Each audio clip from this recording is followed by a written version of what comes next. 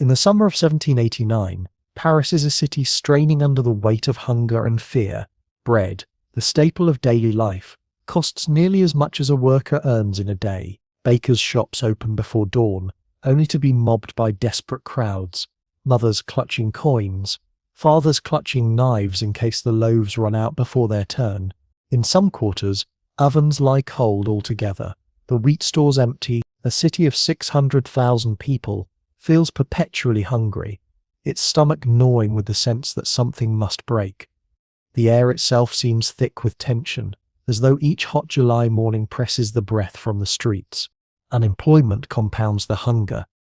Thousands of artisans, printers and journeymen stand idle, their workshops shuttered as trade collapses.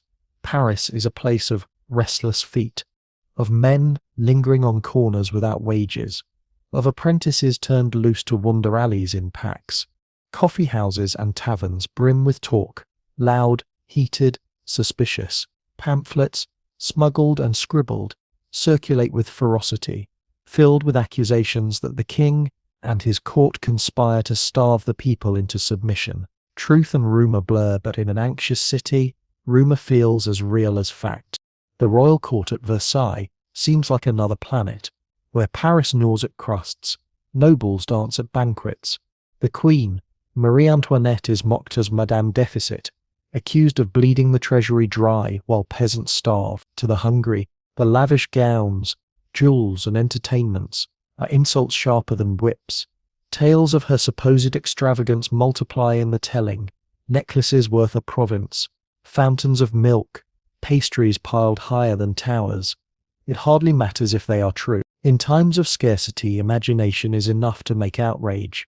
Into this cauldron of hunger and anger steps Jacques Necker, the king's finance minister. To many Parisians, he seems a rare friend among elites, a man who at least pretends to care for their plight. His speeches and writings suggest reforms, moderation, some curb on noble privilege. He becomes a symbol of fragile hope, a candle flickering in the storm. When he is dismissed on July 11, the city feels betrayed. If Necker cannot remain, then surely the king intends repression. Fear twists instantly into fury. Crowds fill the streets. They shout, they march, they seize weapons where they can find them. At the Hôtel des Invalides, an arsenal of old muskets is plundered. Men carry them out in triumph, rusty barrels clutched like treasure, yet the weapons are useless without powder. Word spreads quickly that powder lies stored within the Bastille, the looming medieval fortress on Paris's eastern edge. The Bastille, already hated as a symbol of royal tyranny, suddenly becomes more than a prison. It becomes the obstacle between the people and their survival. Paris itself groans under the weight of soldiers. Royal troops, many of them foreign mercenaries, camp on the city's edges. Drums beat, bayonets glint in sunlight, and rumours fly that the army will march at any moment, crush the assemblies, and starve Paris into obedience. Citizens glance nervously toward the Champ de Mars, where regiments drill, their red coats glaring like fire against the grass. Even silence feels like threat. Every hoofbeat in the night could be the start of massacre. The city's geography itself feels conspiratorial. Narrow alleys twist through neighborhoods where voices echo and vanish. Bridges over the Seine choke with traffic, carts laden with what little bread there is, each one eyed as if it might hold secret stores. Barricades rise in some streets, wagons overturned, paving stones stacked, an instinctive defense against troops that have not yet moved. Paris, in hunger and fear, builds itself into a fortress of rumor. Church bells toll not just for worship, but as alarms. Crowds surge at their sound, gathering in squares to hear the latest news or the latest lies. A whisper that the king has ordered cannons into position is enough to send thousands running. A word that bread will arrive at a certain bakery creates riots when it fails to appear. In the absence of trust, every sound becomes a summons, every rumor a prophecy. Here's your cheeky aside. Imagine being a Parisian father in July 1789. You've got one loaf of bread, 4 children, and an apprentice's wages in arrears. A neighbor rushes up and whispers, "The king plans to poison the wells." Do you laugh? Do you dismiss it? No, you rush to haul water before it's too late. Hunger makes every rumor plausible, and paranoia becomes survival. Even the weather conspires. That summer is stiflingly hot, the air thick and unmoving, the signs sluggish and low. The heat sharpens tempers, dries throats, and makes each confrontation feel more volatile. Sweat and dust cling to clothes. The very air seems to itch with impatience. People crowd under awnings not just for shade but for argument, debating the Estates General, the king's intentions, the fate of France itself. What Paris lacks in bread, it makes up for in words. Printers churn out pamphlets denouncing aristocrats.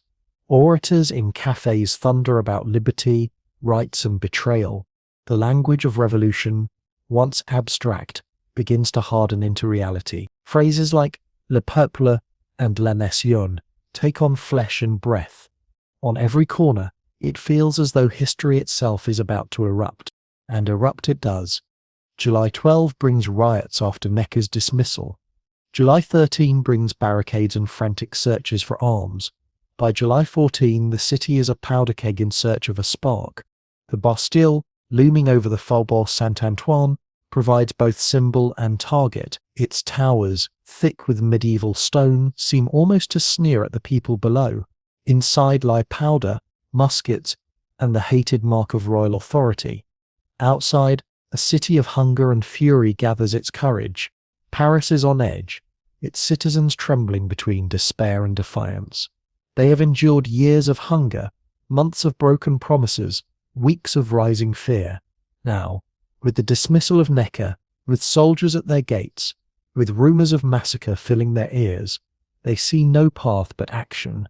The fortress of tyranny looms before them, and beyond it lies the question of France itself. The night before July 14, Paris is a city awake, restless, and ready to break its own chains. The Bastille waits in silence. Its gates are closed, its governor uncertain, its garrison uneasy. The city around it seethes. In the morning, Paris will march. The dismissal of Jacques Necker on July 11, 1789, strikes Paris like a thunderclap. For weeks he has been the one thread of trust between the monarchy and the people, a Swiss-born banker with the gift of appearing sympathetic to the poor, while managing royal finances. To the elites he is cautious and reformist, too willing to concede ground to the Third Estate. To the Parisians he is their unlikely champion, proof that someone in Versailles cared. When word spreads that the king has dismissed him, escorted him from court under the guise of illness, it is not seen as routine politics. It is seen as betrayal. Crowds gather in cafes and squares, voices rising with fury. Pamphleteers shout that Necker's dismissal is a signal. The king means to dissolve the Estates General, crush reform, and return to absolute monarchy. In a city primed by hunger and rumour, no one doubts it. The dismissal is interpreted not as an act of governance but as a prelude to massacre. It feels as if the last bridge between crown and people has been burned. Paris reacts not with patience, but with rage. By evening, the city swells with marches. Demonstrators carry busts of Necker through the streets, garlanded with leaves like relics of a saint. Crowds cheer, chant his name, and swear loyalty to him as though he were a saviour. Drums beat, voices chant, and slogans echo down narrow alleys. Bring back Necker, down with the king's traitors. The city is no longer murmuring in taverns. It is shouting in unison. The dismissal of one minister has become the dismissal of hope itself. The royal court at Versailles miscalculates. To Louis XVI, Necker is expendable, a financial manager whose usefulness has waned. To the people, Necker is an anchor. Removing him feels like pulling the rug from beneath a city already unsteady on its feet. The king sees only a troublesome official gone. Paris sees the opening shot of war against its liberties. Distance between Versailles and Paris is measured not in miles but in misunderstanding. Rumours multiply with terrifying speed. Some whisper that foreign troops camped outside Paris are already ordered to march. Others insist the king has a secret plan to poison the city's wells, to cut off grain deliveries, to starve the populace until it bends. There is no evidence, but there is no trust either. In a city where bread riots erupt over whispers, rumour becomes truth faster than facts can catch up. The dismissal of Necker is fuel, and the fire roars. On July 12, agitation turns violent. A crowd gathers in the gardens of the Palais Royal, where Camille Desmoulins, a young lawyer with a voice like a trumpet, leaps onto a table and waves a pistol in the air. He cries that Parisians must rise, that soldiers are already preparing to butcher them, that now is the moment to act. "To arms," he shouts, and the crowd explodes. Desmoulins pins a green leaf to his hat as a symbol, and thousands imitate him, transforming fashion into fury. The spark has ignited tinder. Processions pour through the streets, some carrying busts of Necker and of the Duc d'Orléans, who is rumoured to side with the people. They march beneath trees, stripped of leaves for makeshift cockades, drums pounding, voices shouting. In some quarters, soldiers are attacked, wagons overturned, shops looted. The sense of celebration mixes with terror. Part carnival, part revolution. Paris becomes a stage, and every man, woman and child feels cast in the play. As evening falls, violence deepens. Crowds clash with German cavalry near the Tuileries, stones hurled against sabres, musket shots fired into the air, blood runs on cobblestones, cries echo through arcades. The dismissal of Necker has already spilled blood in Paris, and the night is filled with the sense that tomorrow will bring more. By dawn, barricades rise across major thoroughfares, carts overturned, paving stones piled, timbers dragged from workshops. The city is fortifying itself against a war not yet declared. In Versailles, Louis XV is informed of the unrest. His reaction is sluggish, bewildered. He notes the reports, frowns at the disorder, but does not yet grasp the scale of fury. To him, Necker's dismissal is a matter of cabinet politics. To Paris, it is a declaration of war. The king hunts in the forest. Paris sharpens knives in the street. The gulf between ruler and ruled yawns wider with each hour. Meanwhile, the royal army remains camped around the city, 20,000 strong. Soldiers drill on fields, bayonets flashing, horses stamping. Their presence alone fuels paranoia. Each drumbeat is heard as warning, each musket gleam as omen. The dismissal of Necker is read as the king's signal to unleash them. The army, meant to intimidate, instead provokes. Paris does not cower, it arms. Here's your cheeky aside. Imagine being a German cavalryman stationed outside Paris that week. You've been promised decent pay, a bit of adventure, maybe a chance to show off your sabre. Instead, you're dodging cobblestones, flung by angry baker's apprentices. You glance at your officer and think, this isn't quite what I signed up for. Sometimes history drags everyone along, whether they want the role or not. By July 13, the city is in full rebellion. Mobs raid shops for weapons, blacksmiths forge pikes from scrap, bells toll alarms across parishes. At the Hôtel de Ville, the seeds of a new government take root, as citizens organize into militias, appointing commanders, drawing up lists of volunteers. Necker's dismissal has created not submission but organization. The people, once a crowd, are becoming a force. The king's advisors still believe Paris can be cowed. Troops are instructed to maintain presence, to wait for orders, but hesitation is deadly. The longer the army sits idle, the more time Paris has to fortify, arm and unite. Necker's dismissal, intended to strengthen royal authority, has instead handed the people both cause and clarity. Their enemy is not just hunger or rumour, it is tyranny itself, symbolized by the act of casting aside their minister. On the morning of July 14, the city seethes. Armed citizens march with muskets taken from the Invalides. Blacksmiths hammer iron into spikes. Women carry stones in their aprons for ammunition. Everyone whispers of powder locked within the Bastille, guarded by walls that seem both forbidding and fragile. Necker's dismissal has not faded, it has hardened into resolve. If the king will not listen to the voice of reform, then Paris will speak in thunder.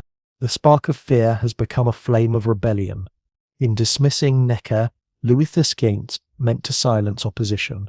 Instead, he ignited the revolution. What began as anger in cafes has swelled into a march of history itself. The Bastille waits, its gates closed, its governor uneasy, as the city moves toward it with the weight of hunger, fury, and betrayal behind it. The night of July 13 ends with Paris armed. The morning of July 14 will begin with the fortress itself in the crosshairs.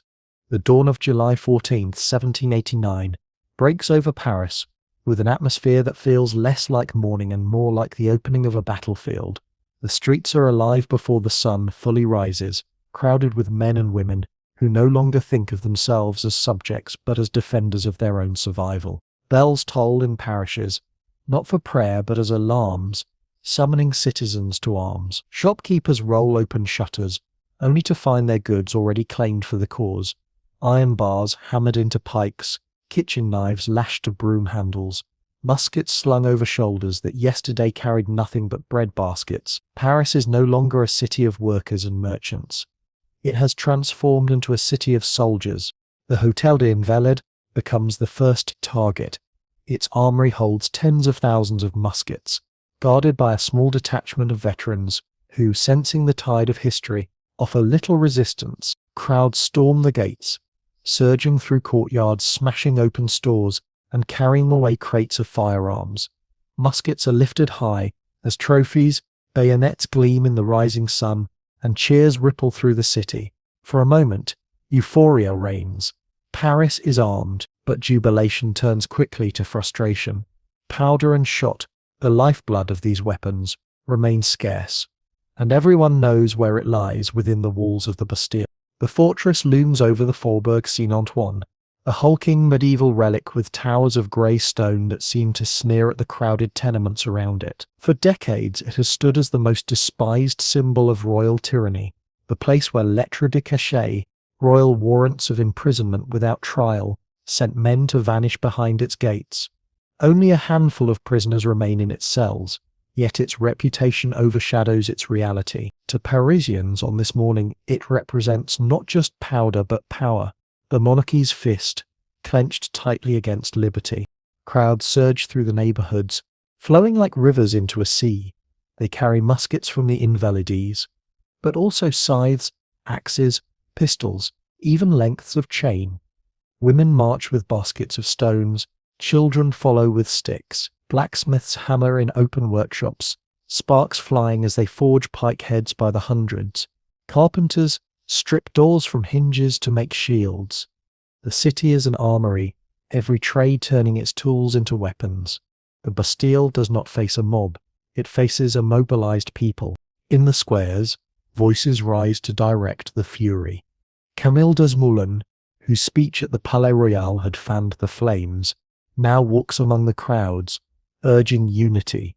Orators shout from windows, declaring that liberty lies within reach. The language of rights and nationhood, once confined to the Estates General, now echoes in markets and alleyways. Ordinary men who have never read a treatise on politics speak of sovereignty, of justice, of tyranny. The revolution is no longer a theory, it is an uprising, visible in every clenched fist and sharpened blade. Yet the mood is not all fiery resolve.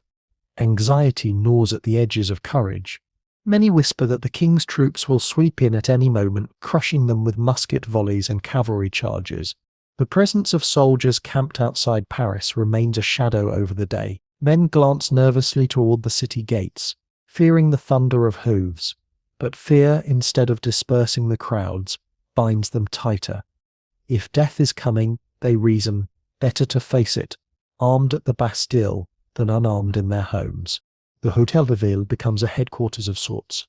Citizens gather there to form the beginnings of the National Guard, electing officers, distributing what arms they can. Ribbons of blue and red, the colours of Paris, are pinned to hats and jackets, soon joined by white, the king's colour, creating the tricolour that will one day fly over France. For now, it is a patchwork emblem of unity, stitched together in haste but glowing with significance. The people of Paris are no longer merely rioters. They are organizing into something new, a revolutionary militia. As morning lengthens, processions head toward the Bastille. Streets fill with chants, à la Bastille, à la Bastille. The fortress draws the city like a magnet. Shopkeepers leave counters, laborers drop tools, women abandon markets. Everyone wants to be part of this march, to witness or to act.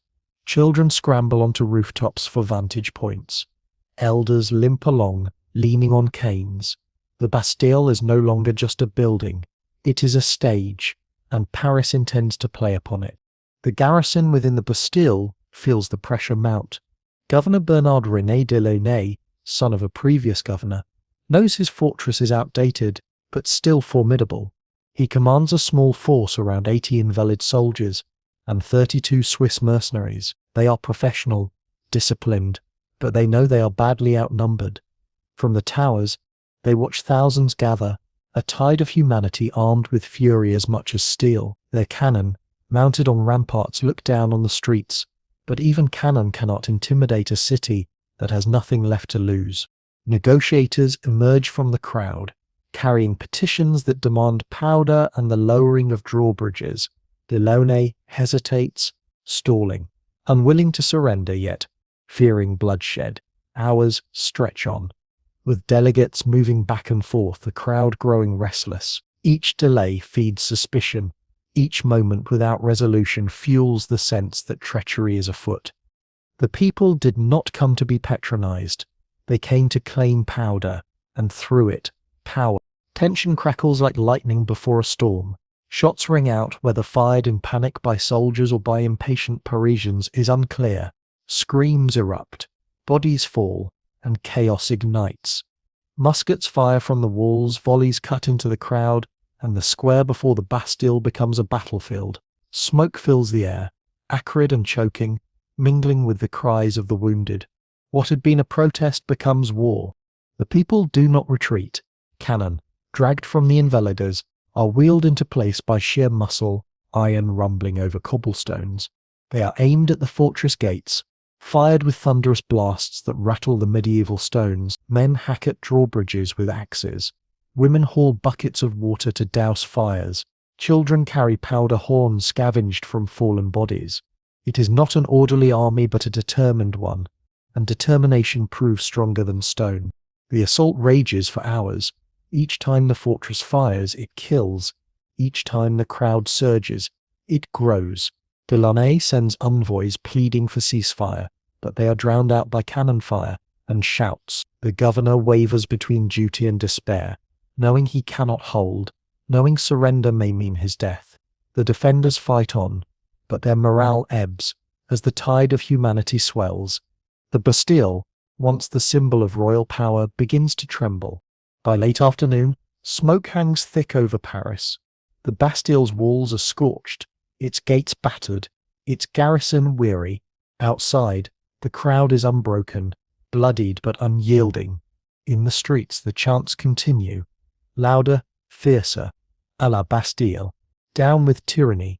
The city has gathered in force, not merely to demand powder, but to dismantle the very idea of monarchy's invincibility. The fortress stands still, but for the first time in centuries it feels fragile. As dusk approaches, the crowd surges once more, determination sharpened by rage, grief and hunger. The Bastille waits, gates closed, cannons primed, yet the people know it cannot last. They have gathered in the streets not for protest, not for petition, but for revolution. The fate of the fortress and of France hangs in the balance. As the storm of history builds at its gates, to understand why thousands of Parisians were willing to march through musket fire and drag cannons across cobblestones, you must first understand what the Bastille meant. By 1789 it was hardly the fortress it had once been. Its walls thick and towering belonged to another age of war, when stone was defence enough against catapults and battering rams. Its garrison was small, its arsenal modest, and the number of prisoners within it embarrassingly few. On July 14 there were only 7 captives behind its gates, 4 accused of forgery, 2 deemed insane, and 1 minor aristocrat, held for scandalous behaviour. A grand fortress to hold so little, why risk lives for so paltry a prize? The answer lies not in its cells, but in its symbolism. The Bastille was the embodiment of royal absolutism.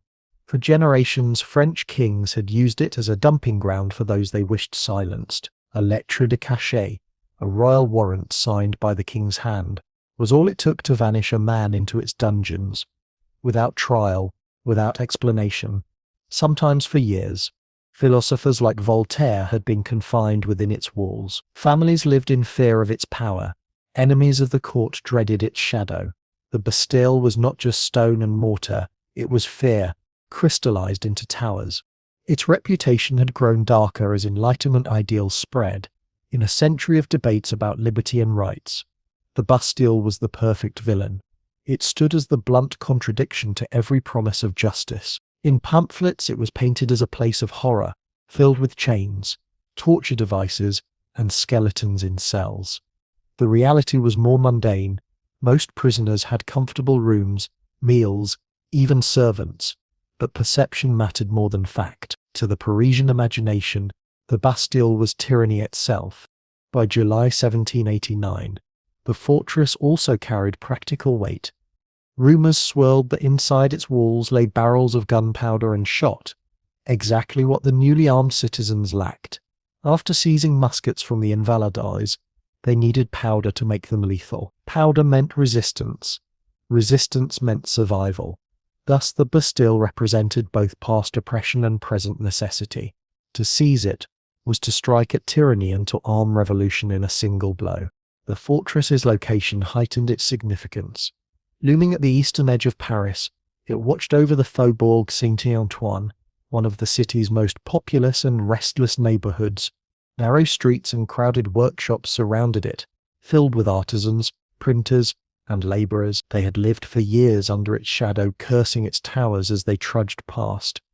Now, with revolution in the air, they saw not an untouchable fortress, but a target within reach. Governor Bernard-René Delaunay understood this symbolism, though perhaps too late. He had grown up within its walls, son of a previous governor, inheriting not only the post, but the traditions of rigid loyalty. By character he was cautious, anxious, torn between duty to the crown and fear of the mob. He knew his garrison was small, 82 invalid soldiers, veterans too old or infirm for active duty, and 32 Swiss mercenaries. Against thousands, they could not hope to hold forever. Yet surrendering the Bastille without orders was unthinkable. He was trapped in the very logic the fortress embodied, loyalty to tyranny until death. Negotiations in the morning revealed the gulf between the people and the garrison. Delegates sent by the crowd asked politely at first, demanding only the powder, promising peace if it was released. Delaunay stalled, refusing without royal approval, offering vague assurances that no harm would come if they dispersed. Each delay fed suspicion. Each refusal stoked fury. For a crowd that believed massacre was imminent, compromise sounded like betrayal. By midday, the Bastille was less a fortress than a theatre, and the whole city was watching. Crowds swelled in the streets outside, chants rising in waves. Muskets pointed upward at towers, cannon rolled into position, axes hacked at gates. From the walls, soldiers peered nervously, knowing their firepower could kill but not disperse such numbers. The longer the standoff dragged on, the more the fortress's symbolic power grew. It was no longer about powder alone. It was about who controlled Paris. The Bastille's defences, though formidable, were also outdated. Its walls were built to resist medieval siege engines, not the resolve of a revolutionary city. Its moat was deep but spanned by drawbridges, vulnerable to fire. Its towers provided vantage, but they also trapped defenders within stone perches. Against disciplined troops with orders to massacre, it might have endured. Against thousands of citizens willing to die for liberty, it was doomed. Here's your cheeky aside. Imagine being one of those Swiss mercenaries inside. You've been hired to guard what looks like a castle from a fairy tale, told the job will be easy, just old veterans and a sleepy governor for company. Suddenly you're staring at 30,000 Parisians dragging cannon toward your gates. You glance at your commander and think, this is above my pay grade. Tyranny doesn't always come with hazard pay. The Bastille's symbolism meant that even victory for the defenders would have been hollow. Suppose Delaunay had repelled the crowd, killing hundreds with musket and cannon fire. What then? He would have preserved the powder for the crown, but he would have drenched Paris in blood. The Bastille would have become not just a symbol of tyranny, but a massacre site, its stones forever stained. Either way, its fate was sealed. Its fall was necessary for the revolution's birth, and its survival impossible in the climate of In many ways, the fortress was already obsolete the moment the crowd turned its gaze toward it.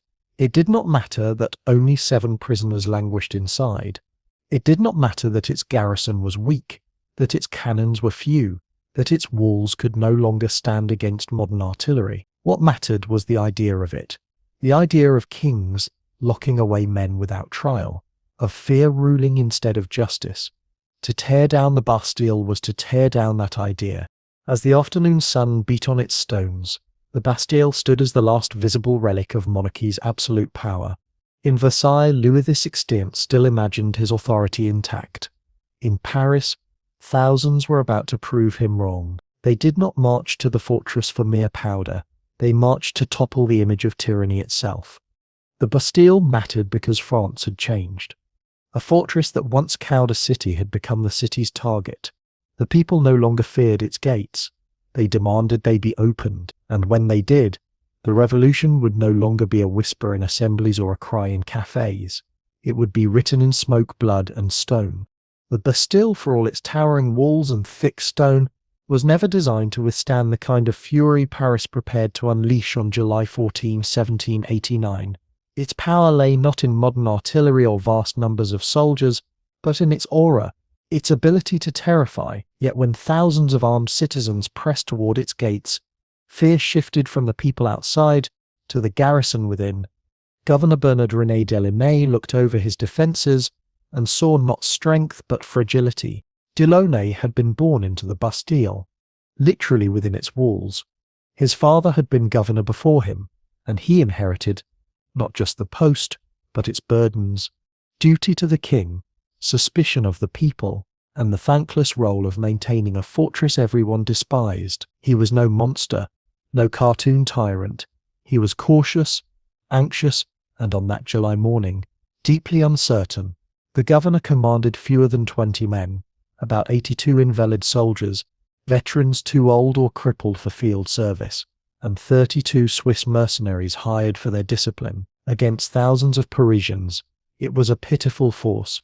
Yet Delaunay was bound by his oath to defend the king's fortress. The invalid soldiers represented the faded glory of French arms. Some hobbled on canes, others carried the scars of earlier campaigns. They had fought for Louis V, even Louis XIV, and now spent their last years in garrison duty, drawing small pensions in exchange for standing guard. On that July day, many looked at the crowds massing outside and saw not enemies but neighbours, even kin. Several had families in Paris. They had no appetite to mow down civilians. Their loyalty to the crown was tempered by age, fatigue, and sympathy. The Swiss mercenaries were another matter. Younger, fitter, and trained to follow orders, they were the professional core of the garrison. They manned the walls, loaded muskets, and kept cannons primed. To them, the crowd outside looked like chaos, a mob armed with pikes and axes lacking discipline. In normal times, 30 Swiss might intimidate hundreds, but on this day they faced thousands, and their confidence was tinged with unease. No drill could prepare them for this storm. Delaunay paced the ramparts, torn between duty and pragmatism. He knew his orders: hold the fortress, protect the powder, maintain the king's authority, but he also knew the futility of resistance. Without reinforcements from Versailles, he could not hope to withstand a city united in rage. He considered negotiation, perhaps offering token concessions, but feared that yielding too much would mark him a traitor in royal eyes. Every choice led to ruin: resist and risk massacre, surrender and face disgrace, or worse, execution by the very crowd he hoped to placate. The fortress itself added to the unease. Though imposing from outside, its defences were outdated. The walls were high, but vulnerable to sustained cannon fire. The moat was wide but shallow in places, spanned by drawbridges that could be burned or hacked apart. Inside, the corridors were narrow, the courtyards cramped. If the crowd managed to breach the gates, the defenders would be trapped in close quarters, fighting for survival against overwhelming numbers. The Bastille was less a stronghold than a prison, better at keeping captives in than enemies out. The garrison watched from towers as the crowd swelled. Through musket sights they saw faces twisted with hunger and fury. Some soldiers murmured prayers, others muttered curses. The invalids shifted nervously, their hands trembling on weapons they hoped not to fire. The Swiss polished their bayonets and checked powder horns, masks of discipline barely hiding unease. The governor's orders were clear: hold until further instructions. But no courier from Versailles arrived, no reinforcement marched through the gates. The garrison was on its own. Mid-morning brought the first delegations from the crowd. Representatives carried petitions demanding the powder and assurances of safety. They spoke politely, at least at first, addressing the governor with respect. Delaunay listened, nodded, and stalled. He promised nothing, offered vague reassurances, and sent them back with empty words. Perhaps he hoped to buy time. Perhaps he believed Versailles might yet intervene. Each delay, however, inflamed suspicion outside. To a city convinced it faced imminent slaughter, hesitation looked like treachery. Inside the fortress, tension thickened. Some invalid soldiers whispered that surrender was the only sensible course. Why should they die for a prison everyone hated? Others insisted on loyalty to the crown, clinging to the dignity of duty in their final years. The Swiss remained silent, their discipline holding, though their eyes betrayed doubt. Delaunay listened to their murmurs, but offered no decision. He was trapped, caught between fear of the mob and fear of the king. Here's your cheeky aside. Picture being one of those elderly invalid soldiers, limping on a wooden leg, ordered to hold a fortress against 30,000 Parisians.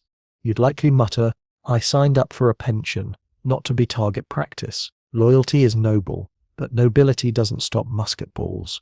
As noon approached, the garrison's nerves frayed further. Delegates returned, more insistent this time, their demands louder, their patience thinner. Outside, cannon captured from the Invalides rumbled into position, aimed squarely at the Bastille's gates. Smoke from musket shots already hung in the air, evidence of skirmishes erupting at the edges of the crowd.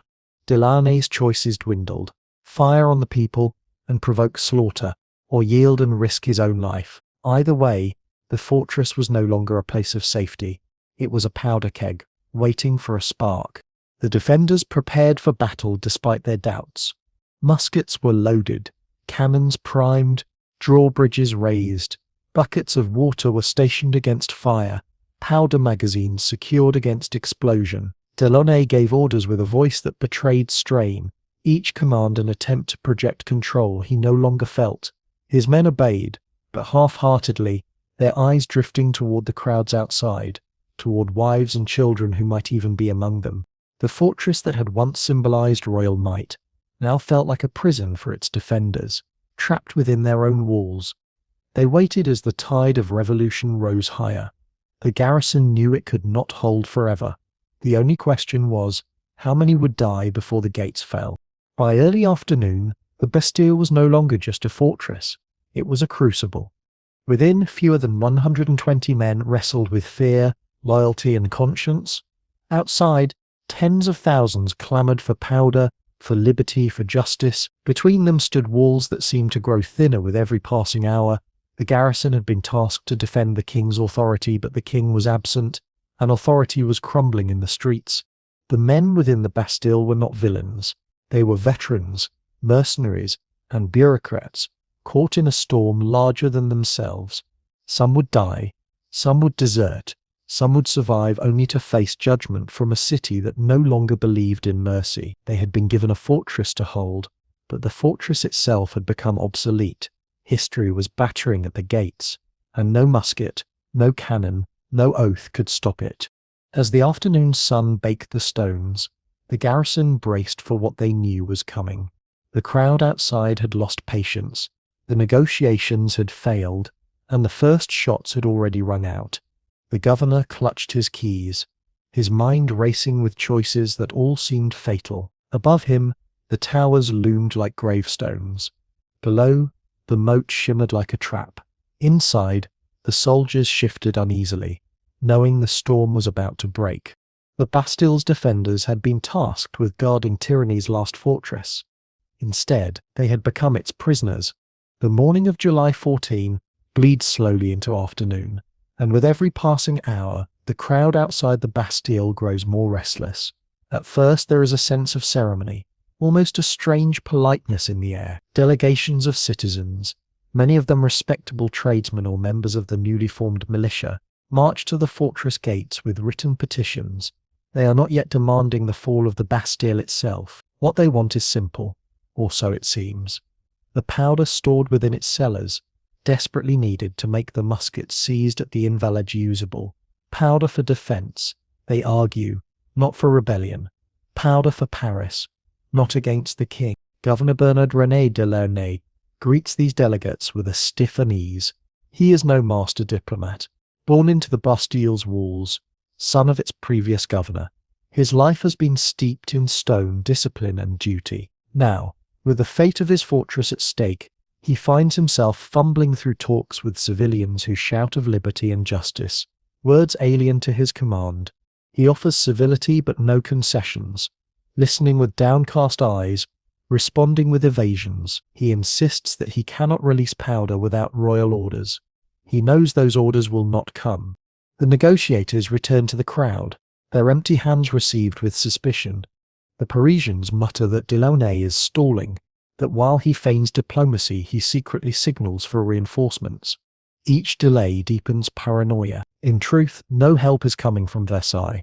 The king is oblivious, hunting in the countryside, but rumour has greater power than fact, and rumour spreads like wildfire through a city primed to believe the worst. Second and third delegations press their demands more firmly.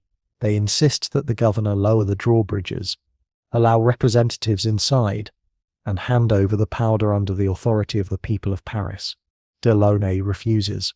He is torn between fear of the crowd and fear of dishonour. If he yields, he betrays his oath and risks his own life at the hands of the monarchy. If he resists, he risks massacre. The choice gnaws at him, and his hesitations only harden the crowd's resolve. As the negotiations drag on, tension builds around the walls. The crowd grows louder, angrier, their chants echoing through the Faubourg Saint-Antoine. "À bas la Bastille," they cry. Down with tyranny. Smoke from torches rises in the streets, the air thick with sweat and gunpowder residue.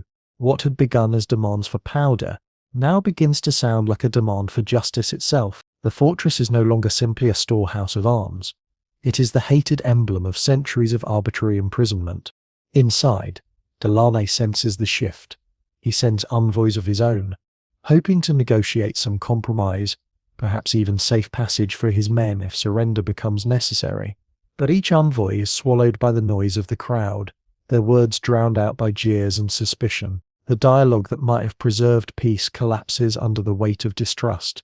No one believes promises anymore, not after Necker's dismissal, not with foreign troops camped outside the city. Trust has evaporated, and without it, negotiation becomes theatre. The citizen militia, gathering strength at the Hôtel de Ville, sends formal representatives to the Bastille, bearing documents stamped with authority. They attempt to act with legality, insisting they represent Paris itself, not a rabble. But the line between order and chaos blurs quickly. Behind them, the crowd is less interested in paperwork and more in action. Angry cries demand immediate surrender, immediate release of powder, immediate justice. Their patience wanes, and patience is all Delaunay has to offer. Here's your cheeky aside. Imagine being one of those poor negotiators, parchment in hand, trying to reason with the governor while 30,000 Parisians behind you chant, "Tear it down." You glance back, see axes being sharpened on the cobbles, and think, perhaps I should have chosen a quieter profession, like baking. History does not wait for careful minutes to be drafted. By midday, tempers snap. A sudden movement, a musket discharged, whether from nervous soldiers on the walls or from a jittery man in the crowd, no one can say, but the effect is electric. Screams pierce the air, bodies collapse onto cobblestones, and the crowd surges forward in fury. Negotiation is over. Diplomacy has failed. The Bastille is no longer a fortress in standoff, it is a battlefield. Delaunay hears the cries from the ramparts, the roar of rage rising from below. He realizes with a sick certainty that the choice has been taken from him. The people no longer want terms, They want victory. He orders his men to hold their fire until absolutely necessary, but necessary arrives almost immediately. Muskets crack from the towers, smoke billows, and blood splashes across Paris stones. The first dead of the revolution lie before the Bastille's gates. Yet even as volleys are exchanged, a strange rhythm persists. Envoys continue to shuffle back and forth. Even as cannon are wheeled into place and axes swing at drawbridges, men die in the streets. Yet documents are still waved, words still shouted about honor and terms. It is as if negotiation refuses to die even in the midst of combat, clinging on like a ghost of order. But each round of musket fire pushes diplomacy further into irrelevance. The fortress and the people have crossed a line that no parchment can bridge. Inside, the invalid soldiers grow restive. Many of them mutter openly that they will not die for a cause they no longer believe in. Their loyalty to the crown does not outweigh their sympathy for the hungry masses outside. Some demand surrender, others threaten mutiny. Delaney struggles to maintain discipline, but his voice carries less authority than the thunder of cannon rolling into position beyond the moat. His soldiers are men, not symbols, and men prefer survival to glory. By early afternoon, the negotiations are little more than a prelude to bloodshed. Delaunay makes one last attempt at parley, sending envoys to plead for withdrawal, warning of massacre if the crowd presses further. The crowd jeers and presses further. The governor looks out over the sea of citizens, their banners waving, their chants relentless, and knows his fortress is doomed. His choices now are not between peace and war, but between dying in resistance or dying in surrender. The Bastille, symbol of tyranny, has become a stage on which negotiation and violence dance together, each moment of parley drowned by a volley of gunfire, each petition answered with blood. The morning civility has rotted into afternoon carnage. Paris will not leave without victory, and the fortress can no longer pretend to offer compromise. The revolution has moved from words to weapons, and the gates of the Bastille tremble with the weight of history pressing against them. The Bastille had been built to intimidate, to stand silent and unyielding, its shadow alone enough to keep a city obedient. But on the afternoon of July 14, 1789, that silence shattered. What began as tense, uneasy negotiation tipped suddenly into violence, and with the first crack of musket fire, there was no going back. Whether the defenders fired first in panic or a musket from the crowd sparked the bloodshed, no one could agree. What mattered was that bodies fell in the square, blood splashed across cobblestones, and the roar of 30,000 Parisians erupted in reply. Smoke curled from the towers, white against grey stone, while below, men screamed in rage and fear. The crowd scattered for cover, ducking behind overturned carts and makeshift barricades, only to surge forward again with renewed fury. The first dead were carried away by women shrieking curses at the fortress.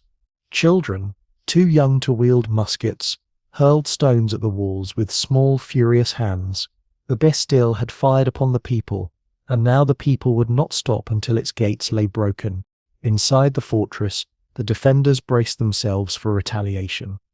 Invalid soldiers, many trembling with age and nerves, reloaded with shaking hands. Swiss mercenaries fired in disciplined volleys from the towers, their shots slamming into the throng below. Each round sent more men sprawling in the streets, yet each round seemed to summon more attackers. Far from dispersing the crowd, gunfire only fueled its determination. The Bastille's very defence became evidence of its tyranny, proof that it must be destroyed. Cannon fire soon thundered from outside. The people had dragged pieces seized at the Invalides through the streets, and now they were aimed squarely at the gates. The ground shook with each blast, dust falling from ancient stones, splinters of timber bursting from the drawbridges. Paris had turned its own city into an artillery park, and the fortress groaned under the assault. Delaunay, pacing the inner yard, felt the walls tremble, his heart sinking with every crash. The crowd's courage grew with each shot. Muskets cracked from windows and rooftops overlooking the fortress, creating deadly crossfire against the garrison. Men clambered up ladders to hack at the outer defences, axes ringing on wood, ropes straining to pull apart barricades. Water buckets were hauled to douse flames that threatened to consume their own makeshift platforms, while powder horns were passed hand to hand through the press of bodies. It was not a professional army, but it was a determined one, each person feeding the strength of the whole. The garrison answered as best it could. Cannons fired from the towers, blasting gaps into the surging mob, throwing men through the air in screams of blood and smoke. Musket fire rattled down, relentless and precise. Each time the attackers surged forward, they paid in lives, corpses piled near the moat, Parisian blood soaking into Parisian earth. Yet the dead were scarcely carried away before new men stepped forward to take their place. Against desperation, the Bastille's discipline wavered. Delaunay tried once more to halt the slaughter. He sent envoys under flags of truce, hoping to parley, perhaps to buy time or secure a safe surrender. But flags were torn from hands, messengers beaten back by furious Parisians who now believed every word from the fortress to be a lie. Smoke, noise and hatred drowned out speech. Whatever terms might once have been possible were lost in the thunder of battle.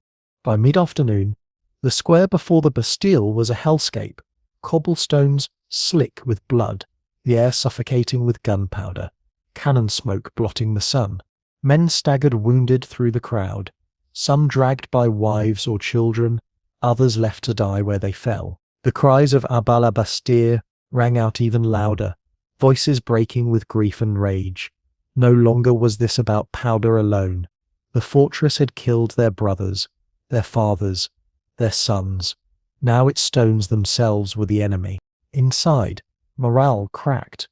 The invalid soldiers muttered openly of surrender, refusing to keep firing upon a city that might contain their own kin.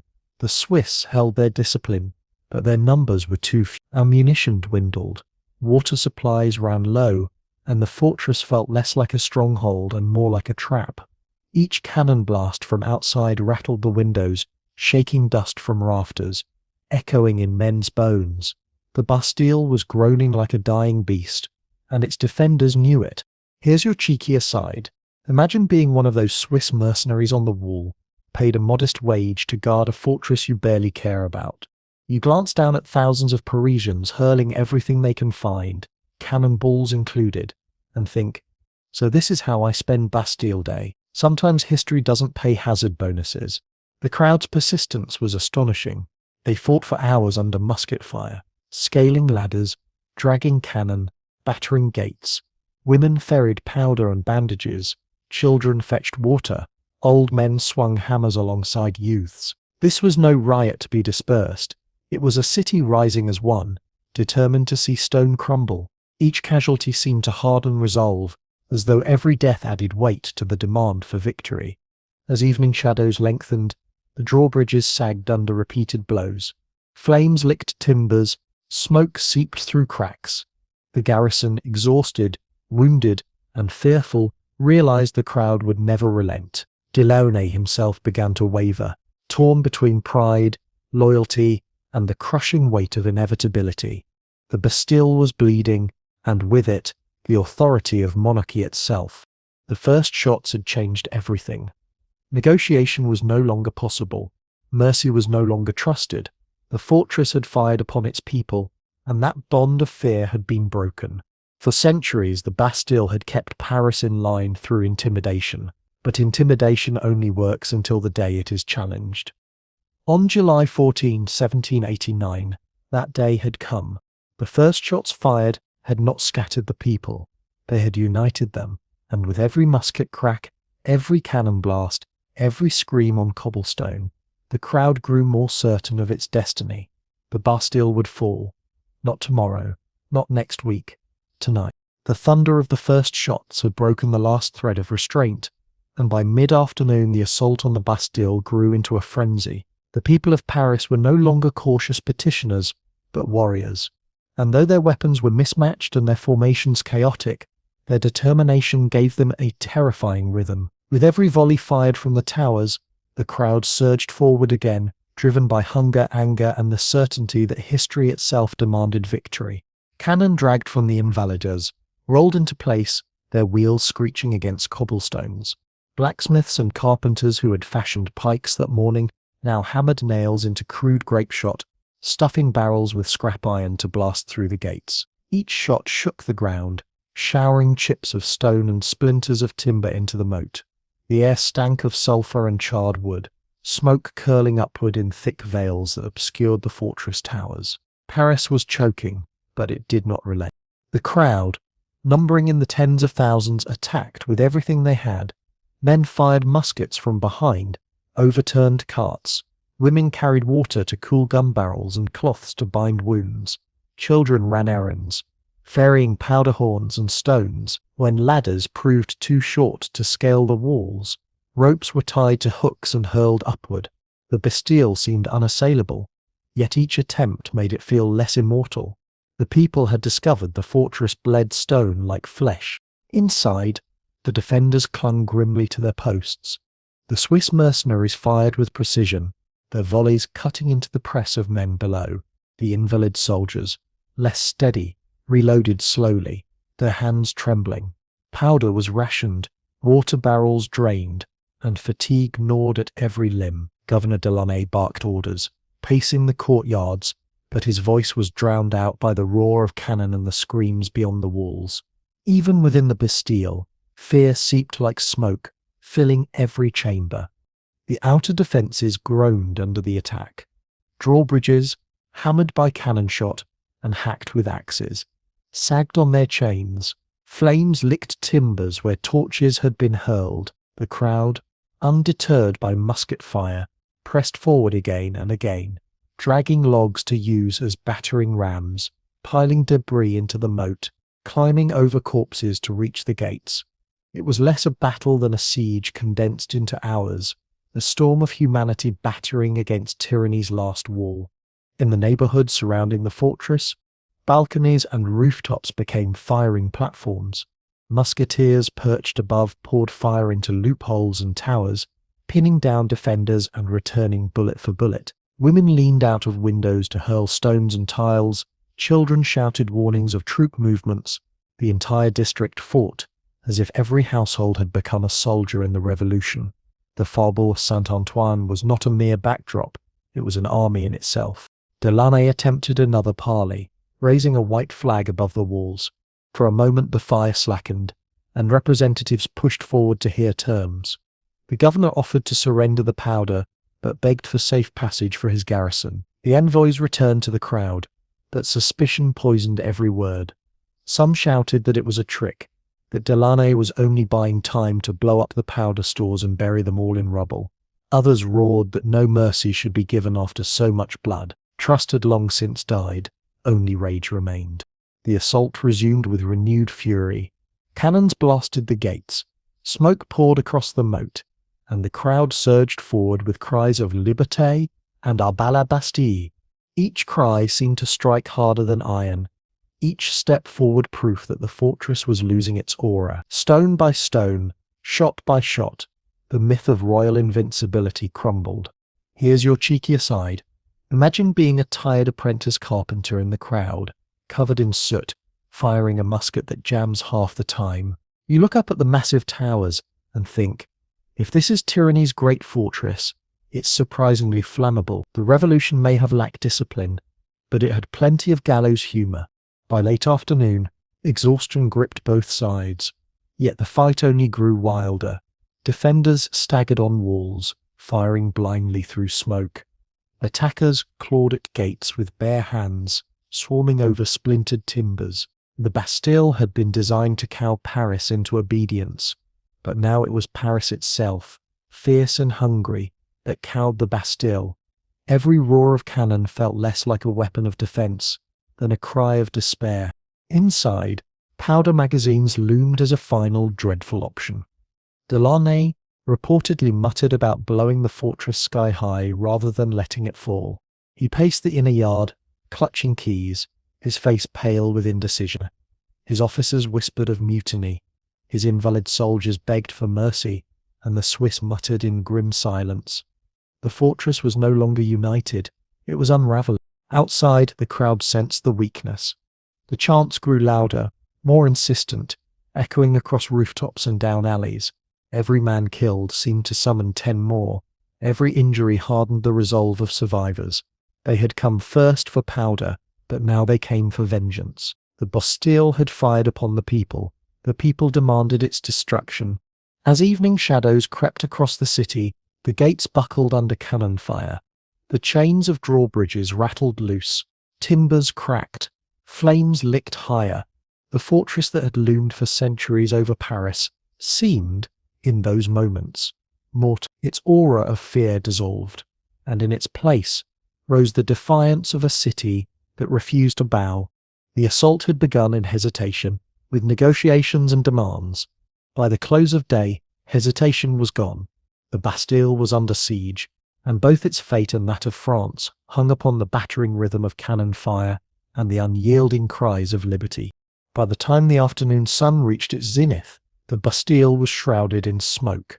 The thick, choking haze of gunpowder and burning wood rolled across the moat, seeping into windows, blinding defenders on the walls, and suffocating attackers below. The narrow streets of the Faubourg Saint-Antoine echoed like a cauldron of thunder, the crash of cannon and the crack of muskets blending into a single roar that rattled shutters miles away.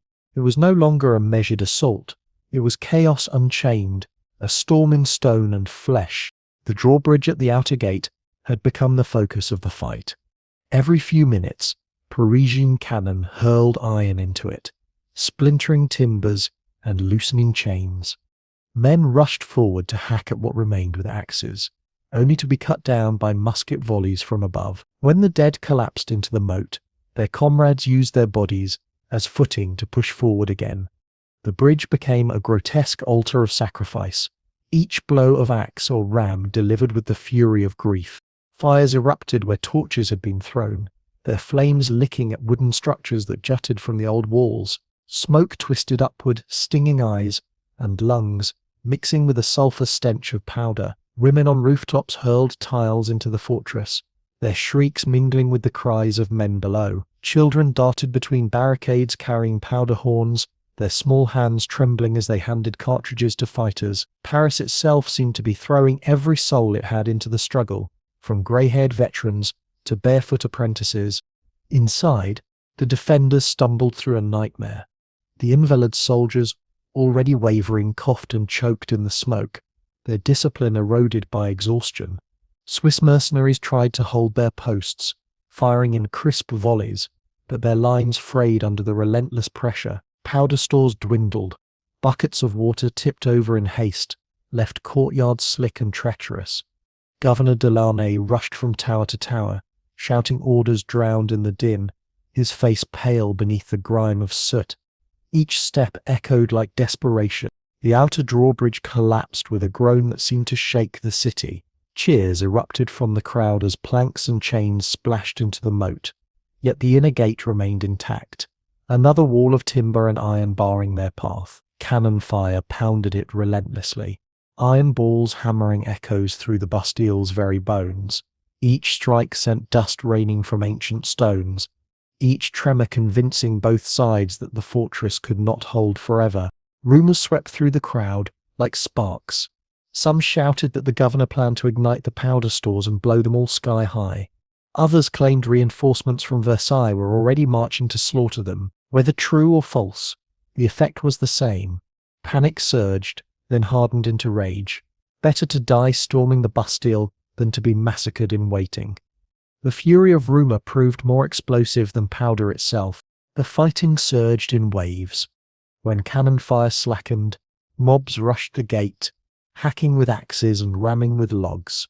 Muskets flashed from the walls, cutting them down, and they fell back in blood and smoke. Then cannon thundered again, and the cycle resumed. Hours bled together in confusion. Men lost track of time, fighting by instinct alone, driven by hunger and hate. The Bastille's clock tower, meant to mark orderly hours, became irrelevant. Chaos obeyed no bell. Here's your cheeky aside. Imagine being a baker's apprentice in that crowd, having spent the morning queuing for bread and the afternoon queuing for cannon. You're black with soot. Your musket misfires half the time, and the man next to you swears the king is hiding in the dungeon. You shrug, reload, and fire again. When history pulls you in, there's no checking the schedule. Within the fortress, morale cracked further. Some invalid soldiers refused to reload, leaning on muskets like walking sticks, muttering that they would fire no more on their own people. The Swiss cursed under their breath, furious at their comrades' weakness, but discipline could not be forged where loyalty had already withered. The defenders were fewer with every hour, not because they had all fallen, but because their will to fight drained away. By late afternoon, the Bastille resembled less a fortress and more a ruin under construction. Walls were scorched, gates sagged, courtyards echoed with cries of the wounded. Outside, the square was a charnel ground of corpses and broken weapons. Smoke veiled the sun, casting everything in dim, flickering light, as if the city itself had entered twilight before its time. Time no longer mattered. Only survival, only victory. Amid the din, more envoys were sent. Some citizens pleaded again for the powder.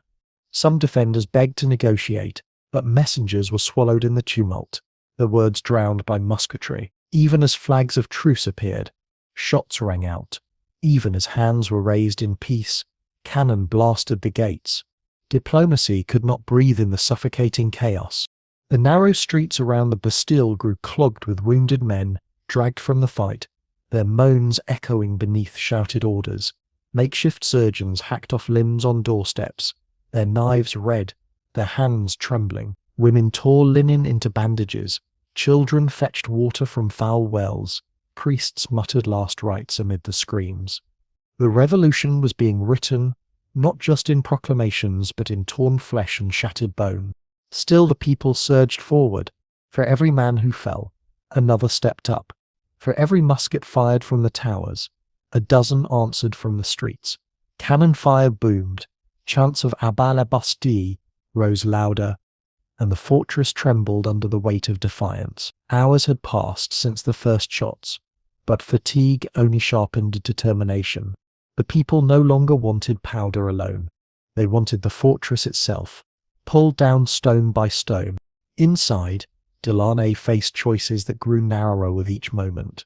He could order one last desperate volley, could gamble on slaughter to break the crowd.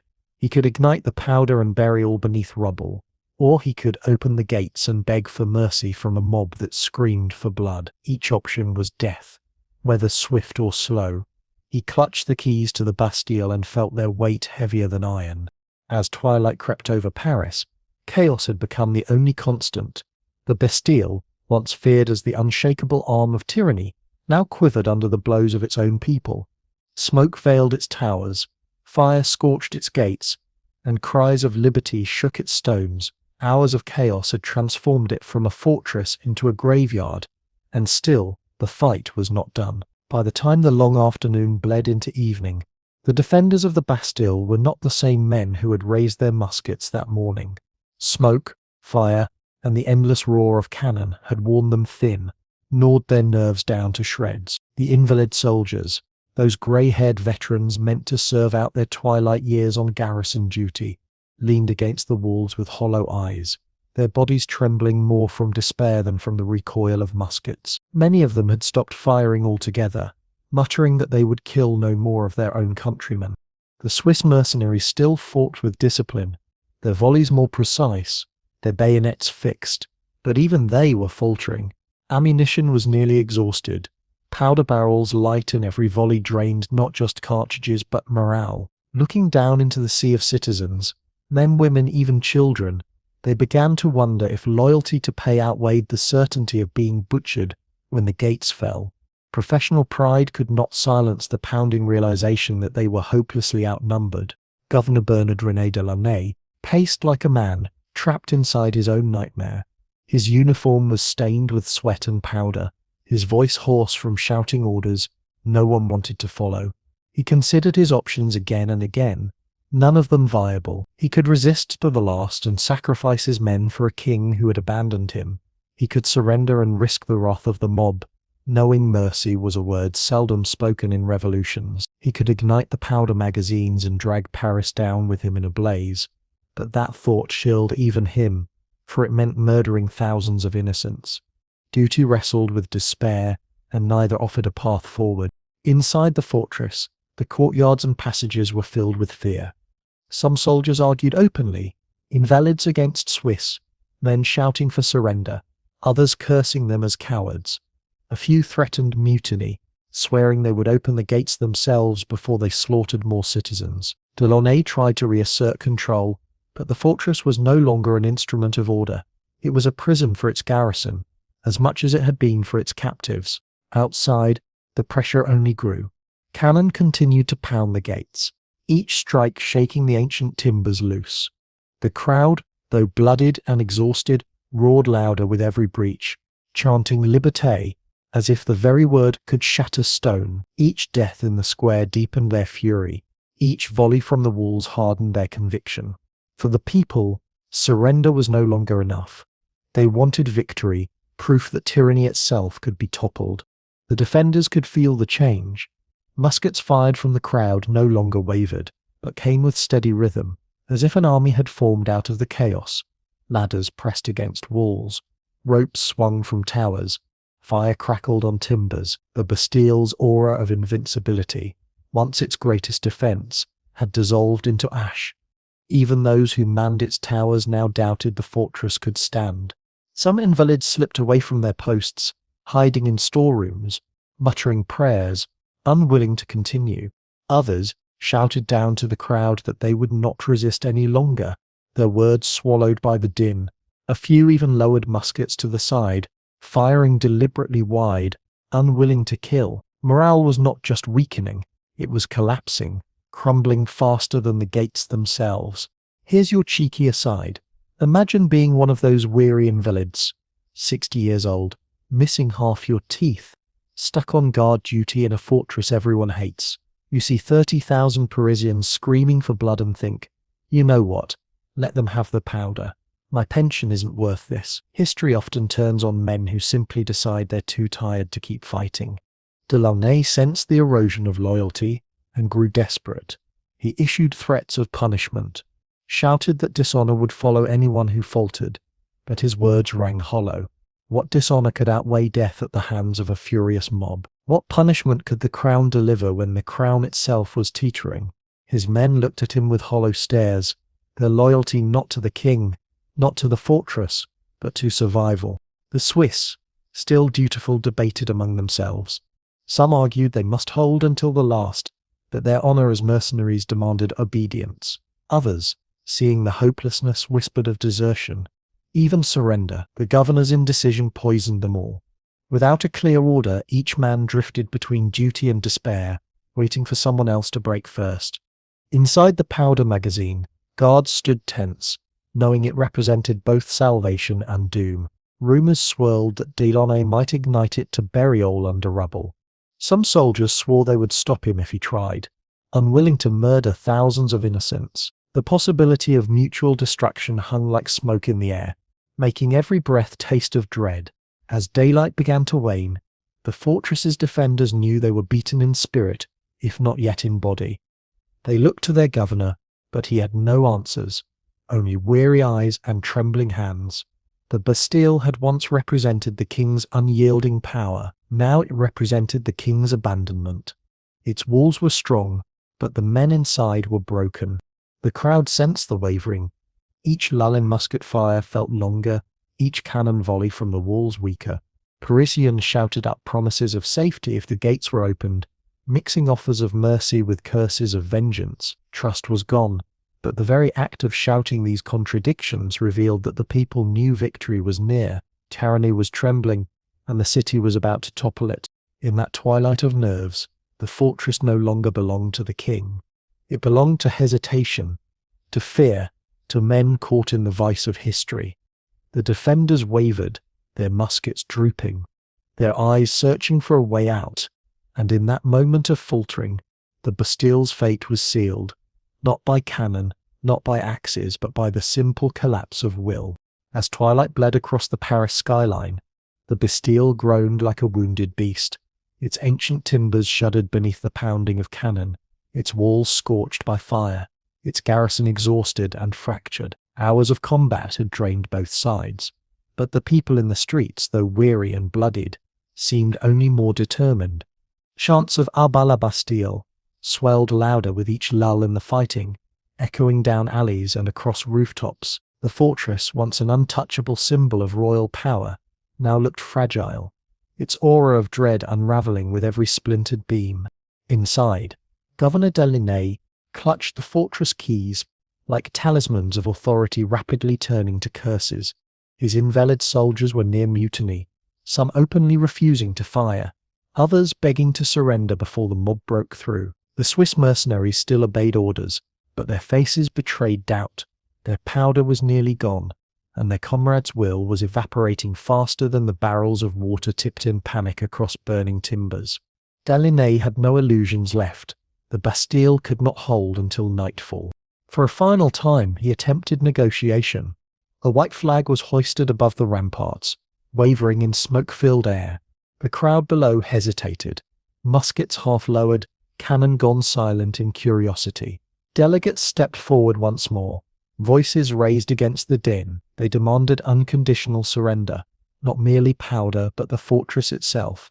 Delinay stalled, asking for safe passage for his men, for dignity, for protection from massacre. The delegates nodded, promised, but their words were swept away by suspicion. The people did not trust him.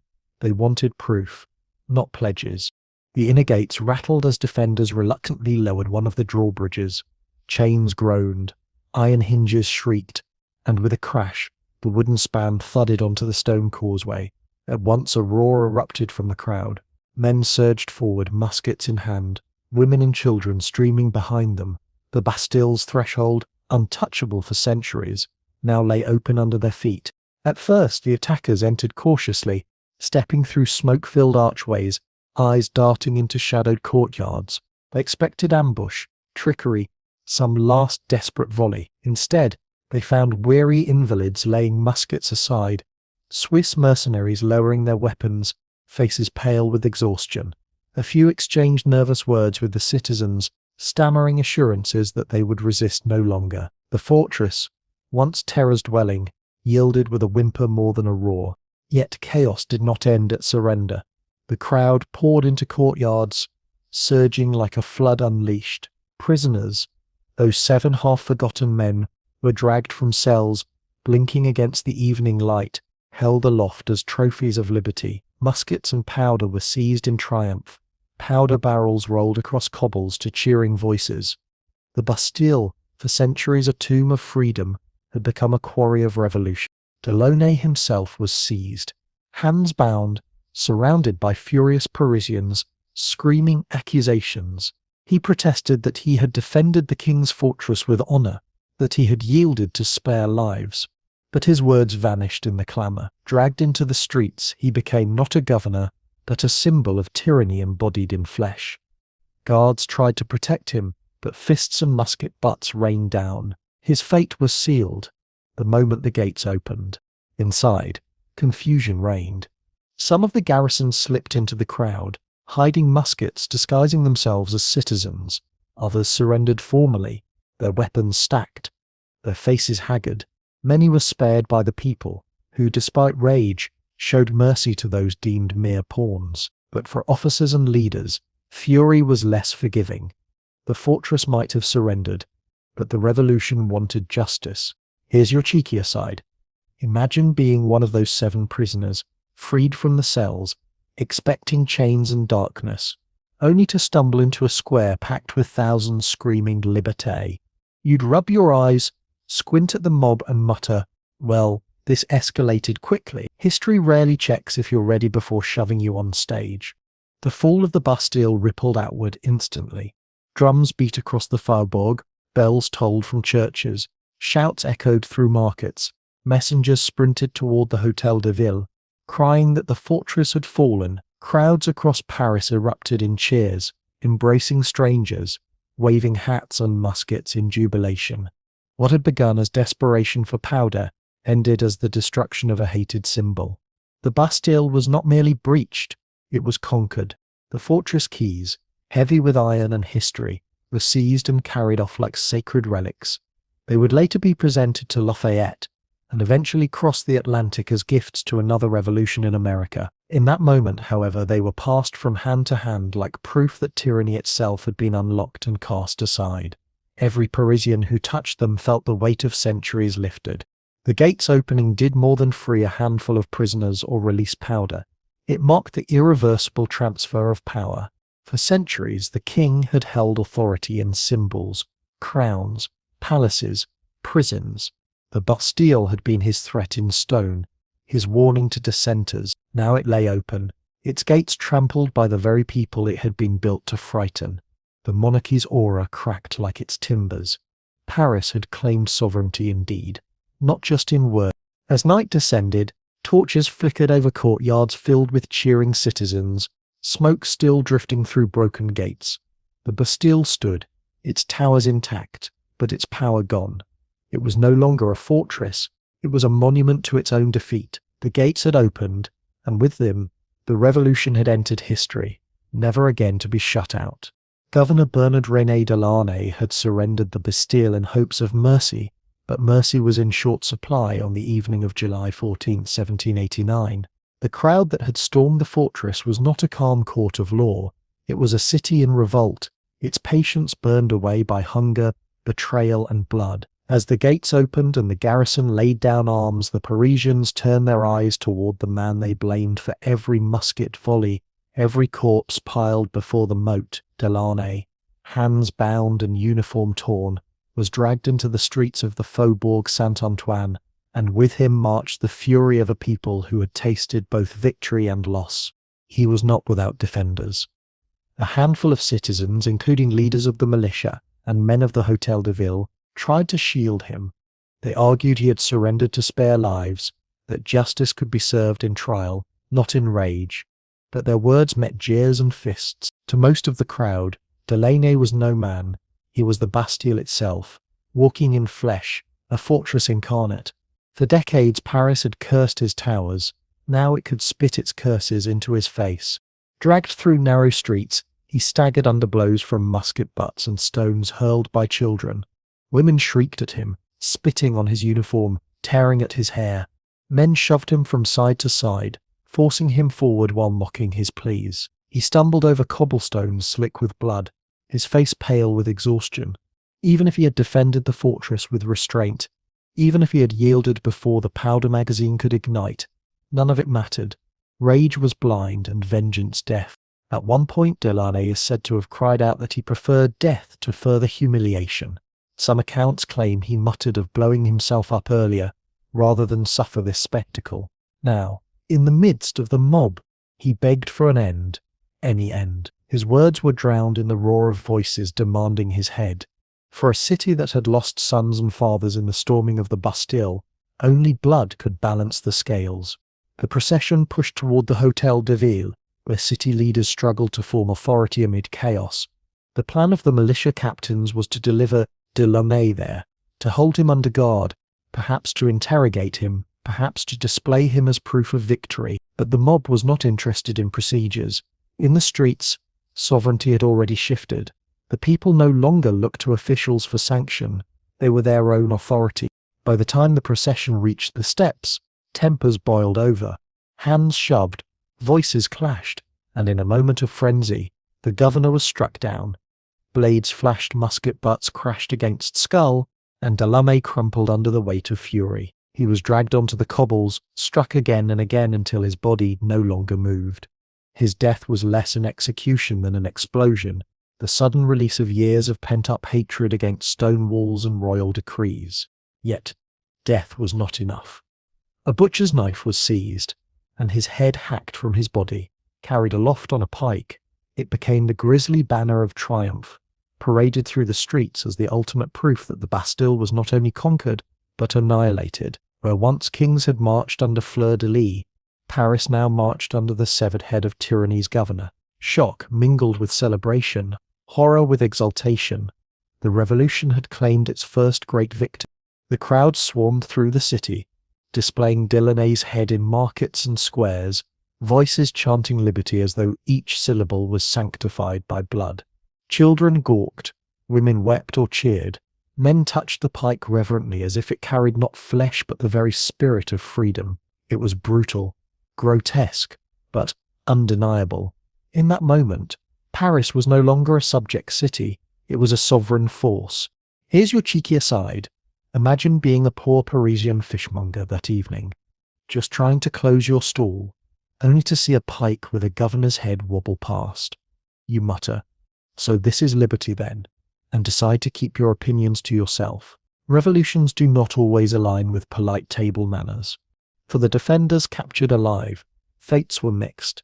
Some invalid soldiers were spared, recognized as reluctant participants forced by circumstance. A few Swiss mercenaries were beaten to death in fury. Others marched under guard to cells. Paris was unpredictable. Mercy for one, vengeance for another, with no logic except the whims of the mob. But for Delaunay, no ambiguity remained. He was gone, and with him went the last vestige of the Bastille's authority. News of his fate spread almost as quickly as the news of the fortress's fall. Pamphlets scribbled that very night spoke of tyrants humbled, of liberty triumphant, of the people of Paris reclaiming their rights in blood. Some condemned the brutality, whispering that mutilation stained the purity of the cause. Others insisted it was justice, long delayed, inevitable as thunder after lightning. Either way, the revolution had crossed a line it would never step back from. The symbolism of Delaunay's fate was as potent as the fall of the Bastille itself. His body, broken in the street, told France and Europe alike that authority no longer flowed from the crown downward but from the people upward. No fortress, no governor, no oath to the king could withstand the fury of a city united. The revolution was no longer a debate in the Estates General. It was a fact, written in severed heads and shattered gates. As torches flickered across Paris that night, the crowd that had stormed the Bastille marched home through narrow alleys, muskets on shoulders, powder barrels rolling beside them, their banners bloodied but triumphant. They had not only seized weapons, they had slain tyranny itself. And while some felt unease at the sight of a head on a pike, most felt only exhilaration. The governor of the Bastille had fallen, and with him the illusion of monarchy's invincibility. Paris settled into uneasy silence after midnight, the cries of triumph fading into whispers, but the memory of that day would never fade. The Bastille had fallen, its gates opened, its governor slain, its head paraded as proof. The revolution had entered a new chapter, and France itself would never be the same. As the dust settled inside the Bastille, and the echoes of cannon fire faded into the twilight, attention shifted from the governor's grim fate to the fortress's inner chambers. The people of Paris had stormed this prison for powder and for principle, but they also remembered what it symbolized most: captivity. For decades the Bastille had stood in their imagination as a dungeon, where innocence rotted away at the whim of a king. Now, with its gates breached, they demanded proof. They demanded prisoners. The courtyards filled with smoke-streaked faces pressed against doors and barred corridors. Keys were ripped from wardens, chains seized from guards, locks battered with musket butts. Men shouted, "Open the cells, free the captives of tyranny." Torches flickered along damp corridors, revealing heavy doors banded with iron. At last, with a groan of hinges, the first cells swung open. The reality was less dramatic than the imagination. Inside the Bastille on July 14 were not hundreds of forgotten innocents, but only 7 men. They blinked into the torchlight, their eyes adjusting after years of confinement. Among them were 4 forgers, jailed for crimes that had more to do with currency than politics. There were 2 men held for madness, their conditions pitiable rather than heroic.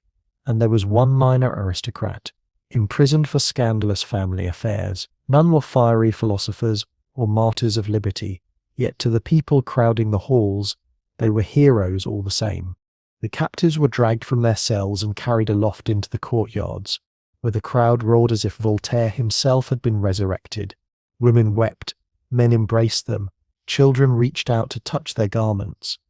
It mattered little that their crimes were mundane or their minds clouded. In that moment, they were the living proof that tyranny had been broken. They were symbols, not statistics. The forgers stumbled into the light, bewildered but exultant, their names instantly forgotten in the greater story of the prisoners of the Bastille. The 2 insane men wandered in confusion, one muttering incoherently, the other staring blankly at the cheering mob. Even they were hailed as martyrs, their chains lifted high like relics of suffering.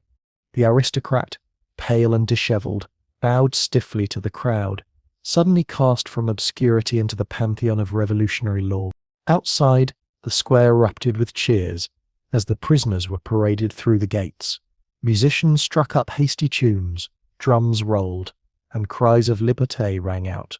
The crowd saw not 7 bewildered men, but the embodiment of every father, son, or brother ever swallowed by royal injustice. The Bastille had promised shadows and silence. The revolution answered with torches and shouts. Chains and locks were carried into the streets as trophies. Rusted shackles were waved aloft like sacred relics, displayed to neighbours as evidence of tyranny's cruelty. Padlocks were smashed and distributed as souvenirs, each one said to represent a broken fetter of France itself. Some citizens claimed they had seen instruments of torture hidden in the dungeons. Pamphleteers wasted no time inventing lurid details of skeletons chained to walls. Truth and myth blurred, but myth carried the day. Here's your cheeky aside. Imagine being one of those 4 forgers, dragged blinking into daylight. Yesterday you were rotting in a damp cell for fiddling with banknotes. Today you're a symbol of liberty hoisted on shoulders like a saint.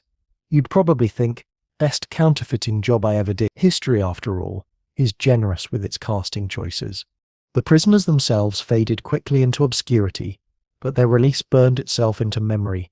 Paintings and engravings spread across France depicting heroic martyrs emerging from dungeons, chains broken, faces uplifted. Poets wrote verses about tyranny's victims set free. The fact that none of the captives were philosophers or politicians hardly mattered. They had been held without liberty, and their freedom was enough to sanctify the revolution's triumph. More than any musket or cannon, the sight of prisoners walking free struck Paris with awe. It gave tangible form to an abstract ideal: freedom wrested from tyranny. Citizens who had not fought at the gates still felt part of the victory, pointing to the freed men as proof that their city had changed the course of history. The release of 7 anonymous captives became a release for all of France. Even the stones of the fortress became relics. Crowds chipped pieces from its walls, carrying them home as souvenirs of liberty. Contractors soon dismantled it entirely, selling fragments across Europe and America as symbols of freedom. But in that first night it was the prisoners themselves, their chains, their bewildered faces that served as the revolution's greatest artifacts. In taverns, citizens toasted the names of men they barely knew. In pamphlets, writers exaggerated their numbers, swelling 7 into dozens, dozens into hundreds. The Bastille, it was said, had been emptied of martyrs. The truth was smaller, but the symbolism immense. The revolution needed heroes, and it created them from what it found. As midnight settled over Paris, the prisoners were still being paraded through the streets, their names shouted, their chains rattled in rhythm with chants of liberty.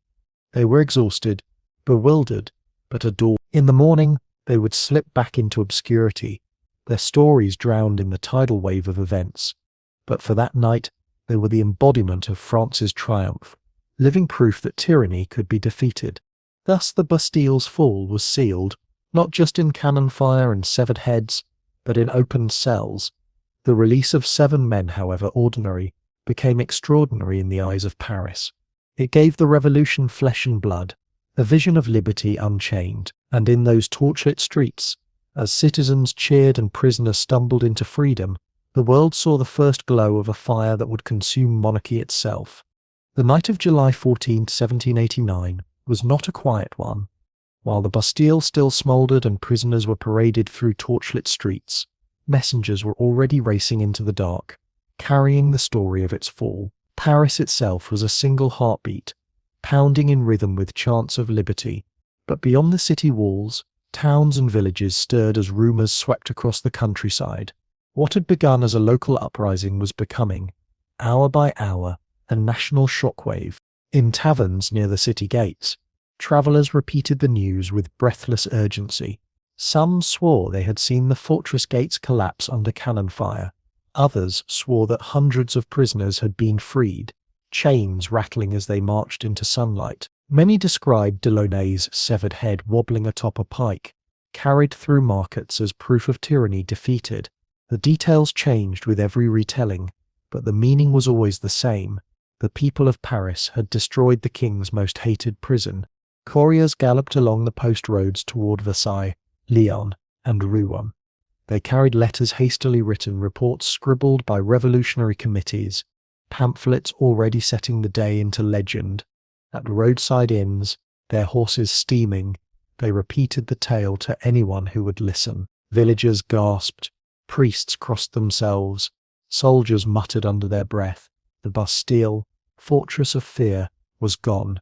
If the monarchy could lose its strongest symbol in a single day, what else could fall? By dawn on July 15, the news reached Versailles. Louis Esquince, roused from slumber, blinked in confusion as courtiers whispered what had happened. "Is it a revolt?" he asked. "No, sire," came the famous reply. "It is a revolution." The king's incredulity revealed the gulf between crown and city. To him, Paris had always been unruly, but the thought that its people might dictate the future of France had seemed impossible, until now. In the streets of Paris, the story retold itself in every square. Children shouted that they had stormed the gates. Women swore they had dragged cannon into place. Men pointed to scars and bruises as proof of their part in history.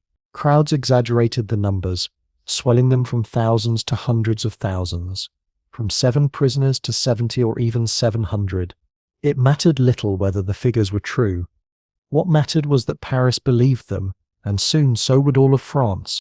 Pamphleteers seized the moment with frantic zeal. Printing presses clattered through the night, ink smudging onto broad sheets that proclaimed the fall of tyranny.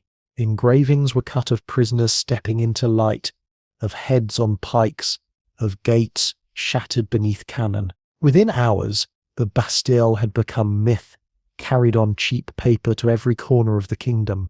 Rural peasants who had never seen the fortress would soon swear they knew its shadow well. Merchants carried the tale along trade routes, whispering it into ears at markets. Sailors shouted it across docks. Soldiers murmured it in camps. Monks relayed it through monasteries. The fall of the Bastille became a tide rolling outward, impossible to dam, reshaping every conversation in France. If a prison as feared as the Bastille could collapse, then surely the monarchy itself was not invincible. Here's your cheeky aside. Imagine being a sleepy farmer in Burgundy, stumbling into the village square on July 16 just to buy seed. Suddenly a peddler bursts in shouting, "The Bastille has fallen. The people are free." You scratch your head, glance at your donkey and mutter, "Well, I suppose that changes things." Revolutions have a way of knocking at your door before breakfast. In provincial towns, reactions split sharply. Some cheered, ringing bells, hoisting tricolour cockades and swearing oaths to the National Assembly. Others trembled in fear, imagining mobs marching south to burn estates and churches. For nobles, the news was a dagger of dread. For peasants, it was a torch of hope. The meaning of liberty shifted with each pair of ears, but no one could ignore it. Across Europe, too, the ripples began. Diplomats in Paris dashed off dispatches to London, Madrid and Vienna, describing scenes of chaos and triumph. Monarchs read the reports with narrowed eyes, weighing whether France's fire might leap across their own borders. Some dismissed it as a local riot, a French eccentricity. Others sensed the tremor of something larger, an earthquake beneath the throne of every king. In Paris itself, the celebration continued. Messengers streamed back and forth between neighborhoods, recounting exaggerated glories, feeding the city's sense of unity. Men who had never spoken to one another clasped hands, declaring themselves brothers in liberty. Women decorated windows with ribbons of blue, white, and red. Priests led prayers of thanksgiving, though whispered that order must be restored. The news was not just spreading outward, it was spiraling inward, binding Parisians into a single story. By July 16, the National Assembly in Versailles received formal news of the Bastille's fall. Deputies stood in awe as reports were read aloud, the chamber trembling with applause. For them it was proof that the people of Paris stood with their cause. No longer were they isolated politicians begging for reform. They were now the voice of a movement backed by the might of a city. The revolution had a body, a voice, and a will. The king himself, confronted with the scale of the uprising, backed down. He ordered troops withdrawn from Paris, recognizing that to press further would risk open civil war. In the streets, This news only deepened the triumph. Not only had they destroyed the Bastille, they had forced the king's hand. Power had shifted irrevocably from palace to populace. Letters from Paris carried the news into the countryside. The fortress of tyranny is no more. Some were penned in florid prose, others in blunt phrases, but all conveyed the same electrifying idea. The people had acted, and they had won. Villagers who had never heard of Montesquieu or Rousseau now spoke of liberty and nationhood as if born to it. The revolution was no longer an elite's debate, it was France's awakening. By the end of July, the fall of the Bastille had become more than an event. It was a symbol, a banner carried on every tongue, a promise that the future could be shaped by common hands. What began as the struggle for powder had become the spark for a kingdom's rebirth. The news spread not like rumour but like revelation, carried with the force of faith itself. France would never be the same. When the first reports reached Versailles on the night of July 14, Louis XVI treated them with a shrug.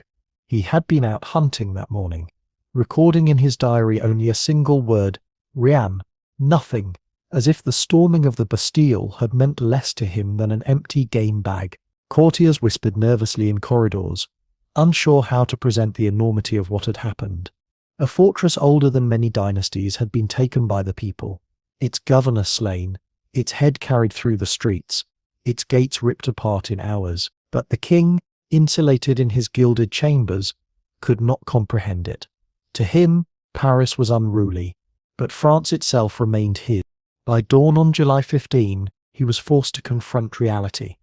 Advisers, pale and shaken, gathered in council to confirm the rumours. The Bastille had fallen, Delaunay was dead, prisoners were released, powder taken, and the tricolour cockade was spreading across the city like wildfire. Soldiers loyal to the crown had not stopped the crowd.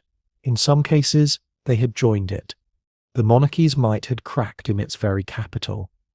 Louis listened in disbelief, eyes widening, as if hearing a fable. At last he muttered the question that would echo through history. Is it a revolt? The reply came sharp. No, sire. It is a revolution. The words sank into him slowly. For years, reform had been treated as a nuisance, something to be delayed or suppressed until obedience returned. Now obedience was gone, and in its place stood defiance. The Bastille's fall was not a passing riot, it was a declaration. The king, once master of France, found himself suddenly a spectator in his own kingdom. His courtiers looked to him for strength, but what they saw was hesitation. The National Assembly, emboldened by the news, pressed harder. Deputies rose to declare that the nation itself was sovereign, not the crown. The events in Paris gave their words weight. No longer were they merely speeches. They were backed by cannon fire, by blood, by the roar of a city that had defied the king's fortress. The assembly demanded that the king withdraw his troops from Paris, recognizing that their presence only fanned the flames of suspicion. Louis resisted at first, but reality cornered him. On July 16, he ordered the soldiers to pull back. The city, for the moment, belonged to the people. Parisians received the news with jubilation. Bells rang, crowds cheered, and the tricolour cockade was pinned to every hat and coat. Even nobles donned the colours, some from genuine zeal, others from fear of being seen without them. The king's retreat was interpreted as victory. He had not only lost a fortress, he had yielded the capital. The revolution was no longer a theory debated in salons. It was law enforced by the will of citizens. Louis XVI, meanwhile, wrestled with his conscience. He was not a cruel man by nature, but neither was he decisive. Raised in the certainty of divine right, he struggled to grasp that subjects might defy their sovereign and survive. His queen, Marie Antoinette, urged firmness, urging him not to yield further ground. His advisers were split, some demanding repression, others counselling reconciliation. The king wavered, moving between stubbornness and concession, never able to anchor himself. On July 17, he rode into Paris in a carriage flanked by National Guards. The crowd that lined the streets was immense, the air thick with shouts of both anger and curiosity. At the Hôtel de Ville, he faced the people's new leaders. Lafayette himself presented him with a tricolour cockade, The colours of Paris combined with the white of the monarchy. The king hesitated, then fixed it to his hat. A cheer erupted, proof to many that the crown now bowed to the revolution, but others saw only weakness. A monarch forced into symbolism he did not believe. The king returned to Versailles humbled, yet still not resolved. He promised reforms, hinted at cooperation, but clung to hopes of restoring full authority. His retreat was tactical, not wholehearted. In the eyes of Paris, however, the symbolism was final. The king had ridden into the city not as its master, but as its guest. The Bastille had fallen, and with it the aura of unquestioned monarchy. Rumours swept through the palace. Some said Louis planned to flee, others that he would summon foreign troops, still others that he would negotiate sincerely. The truth was less dramatic. He hesitated, caught in the paralysis that marked his reign. Events moved faster than he did, and hesitation in revolution is as fatal as hostility. Here's your cheeky aside. Imagine being Lewis, that July morning. You put down your hunting rifle, wipe sweat from your brow, and a minister rushes in shouting, "The people took the Bastille." You blink, scratch your head and say, "All right, but what's for supper?" Monarchs may wear crowns, but sometimes their instincts are no sharper than anyone else's. Across France, the king's reaction, or lack of it, spoke volumes. Some saw his withdrawal of troops as wisdom, a step back from bloodshed. Others saw it as weakness, proof that the monarchy could be bent. For revolutionaries, it was encouragement. If Paris could force his hand, then so could the nation. The spell of royal omnipotence was broken. By the end of July, Louis XVI's position was permanently altered. He still wore the crown, still signed decrees, still sat on the throne at Versailles, but he was no longer the unchallenged source of authority. He was a figure bound by the will of the people, constrained by an assembly he could not silence, watched by a capital that had tasted victory. The revolution had changed France in a single week, and the king had been reduced from master to participant. He did not yet know how far it would go, how swiftly the tide would rise, or how mercilessly it would sweep him and his family away, but the signs were already written in blood on the cobblestones of Paris. The fall of the Bastille was not the end of monarchy, but it was the beginning of its unravelling, and the king's reaction, hesitant and uncertain, ensured that he would not lead events but be dragged along by them. In Versailles, courtiers whispered in corridors and watched their sovereign with unease. France had shifted beneath their feet, and their king looked less like a rock and more like a man caught in an earthquake. The Bastille had fallen, Paris was armed, and the revolution had begun. The crown still glittered, but its weight had grown unbearably heavy. The fall of the Bastille on July 14, 1789, was more than a moment of stone and gunpowder. It was the birth cry of a new world. What began as a desperate search for powder and a protest against tyranny had become the defining symbol of revolution. Its legacy was not measured in the 7 prisoners freed or the few dozen cannons captured, but in the shattering of an illusion, the belief that monarchy was eternal, unshakable, ordained by God. The people of Paris proved that even the mightiest fortress could crumble when citizens united against it. In the immediate aftermath, the Bastille became myth. Pamphlets exaggerated its horrors, inventing dungeons filled with skeletons and torture racks. Engravings showed heroic martyrs emerging into sunlight, chains broken, arms raised to liberty. The truth that most prisoners were forgers, madmen or minor nobles, was irrelevant. Symbolism mattered more than fact. The fortress stood in the imagination as a place where kings buried freedom, and so its fall became the liberation of all France. The National Assembly seized on the moment to anchor its authority. Deputies declared that sovereignty resided not in the crown, but in the nation.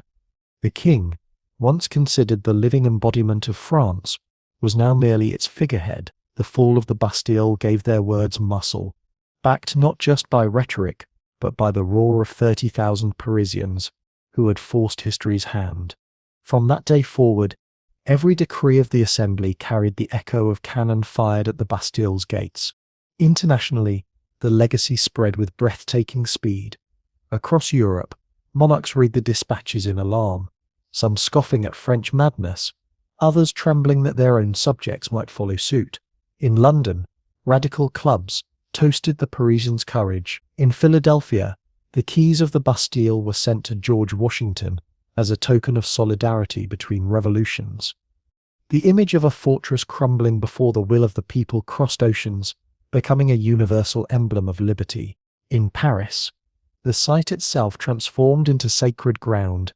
The fortress was dismantled stone by stone, its rubble sold as souvenirs, its fragments carried to far corners of the kingdom. Architects preserved some blocks to construct monuments, while masons carved others into miniature models of the Bastille sold in markets.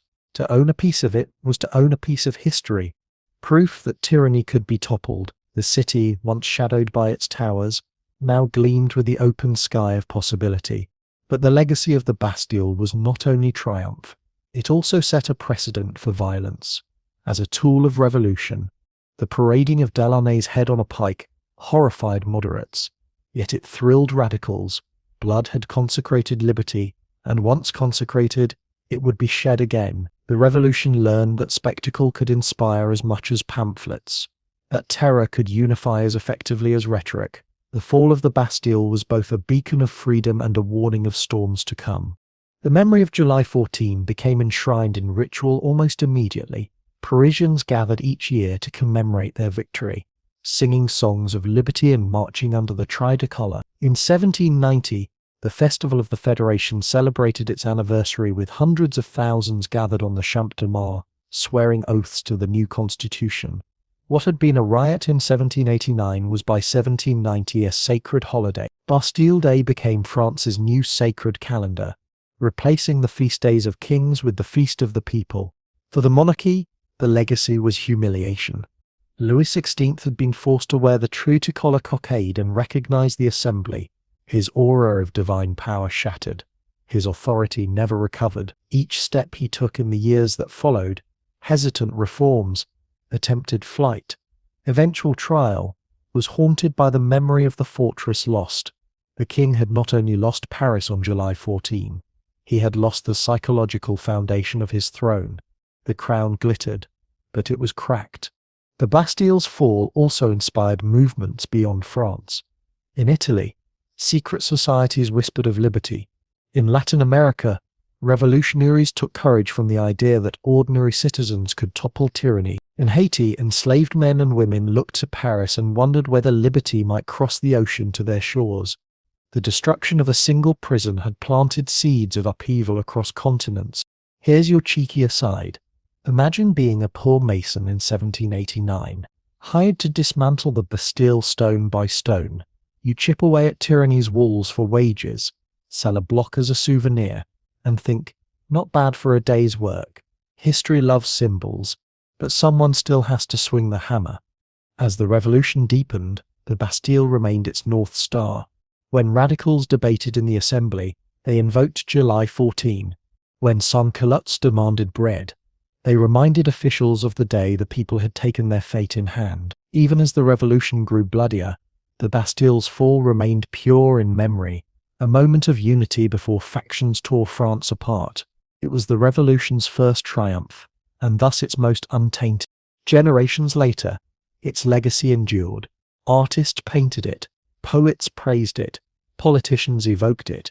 Even when France shifted through empire, monarchy, and republic, July 14 remained untouchable. Today, fireworks across France echo the cannon of 1789, parades echo the march of citizens into the fortress, and liberty's flag waves where tyranny's towers once stood. The Bastille's stones may be scattered, but its meaning is eternal. Yet the legacy is not simple. The Bastille was never the dungeon of nightmares it was imagined to be, and the revolution itself would become far more violent than that first day foretold. But myths matter. The people of Paris did not storm the Bastille because of what it was. They stormed it because of what it meant, and in meaning, it was unassailable. The true legacy of the Bastille is this: power rests not in walls, not in crowns, but in the will of the people. On July 14, 1789, that will surged through Paris like a tidal wave, sweeping aside stone, oath, and fear. The fortress fell, and with it the illusion that ordinary men and women could not shape their destiny. France was reborn, and the world was watching. As night settled on that historic day, Paris exhaled. The city was exhausted, scarred, grieving its dead, but triumphant. The Bastille stood broken, its governor dead, its prisoners freed, its gates forever opened. Its legacy was already larger than itself, already etched into memory, and those storms would follow. Blood, terror, empire.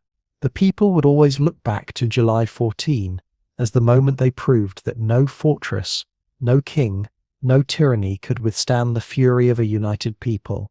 The cannons are silent now. The smoke that once clouded the sky has drifted away, leaving Paris bathed in the calm glow of night. The fortress that loomed for centuries is gone, its stones carted away, its shadow lifted from the streets. In its place stands a memory, quiet but unshakable, of a people who rose together and tore down the walls of fear. Close your eyes. Imagine walking through those narrow alleys after the storm, the cobblestones still damp, the air scented with gunpowder and rain. Around you, the city is hushed. Families huddle in doorways, children sleep against their mothers' arms, and men sit silently with muskets across their knees. There is grief, yes, but also something new, a calm born of triumph. The Bastille will never cast its shadow over them again. Breathe slowly. Hear the faint tolling of bells, not as alarms this time, but as songs of peace. The night feels longer, stretched wide by relief, and in that stillness you realize the truth. History has turned a page. What once seemed eternal has ended, and what lies ahead is unwritten. Drift. Now with that thought, let the noise of battle fade into silence. Let the broken gates dissolve into dream. You are safe here, in a city that has claimed its liberty, under a sky that promises renewal. The revolution's fire burns, but tonight its warmth is gentle. Sleep, knowing that the Bastille has fallen, that tyranny's walls have crumbled, and that the quiet streets of Paris are at peace. Good night, sweet dreams.